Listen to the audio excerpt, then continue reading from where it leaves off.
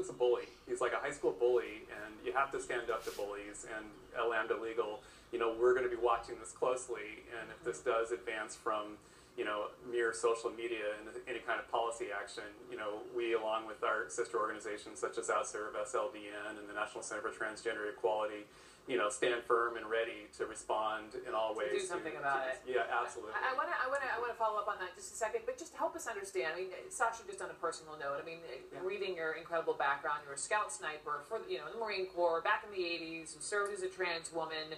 Did your gender was that an issue when you were serving with your fellow service members, and could you tell? Was it an issue with you? Was it an issue with them? Yeah, absolutely.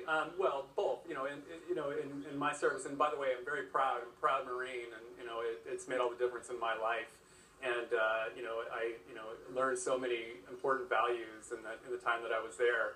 But I will say, though, I lived in fear, and looked over my shoulder, because of the fact that you would be just automatically discharged if the word got out that you were an LGBT person.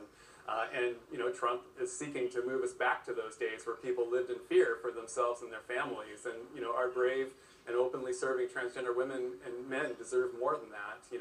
They're putting their lives on the line and deserve much, much more.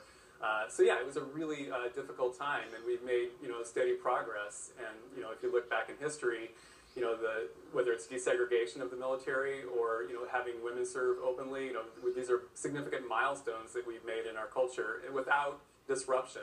And I'll also add, the justification for the ban is so flimsy, it's ridiculous. It isn't a disruption. People have been serving over a year now without disruption. What's disruptive is the social media campaigns in significantly shifting a national policy.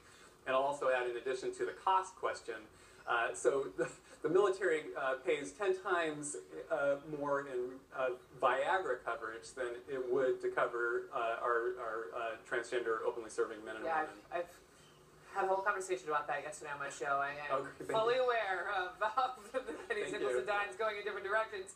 And I think also part of the point was, I guess there were some conservatives on Capitol Hill who've been lobbying the White House, on this specifically, and even they weren't asking for an all-out ban, so they were even surprised that this went as far as it did. I have you for 30 more seconds. Can you just tell me, just as a lawyer, if the president plans to follow through on the tweet, what can you do to fight it?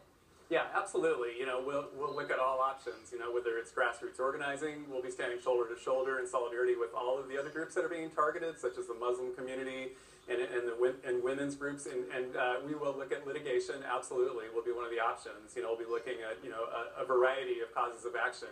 To challenge this, and we'll resist and defend and protect our military service people. Sasha Bookert, thank you so much for serving this country, and thank you for your voice as well today. I appreciate you, and I appreciate all of you for watching. I'm Brooke Baldwin. Let's send it to Washington. The lead starts now.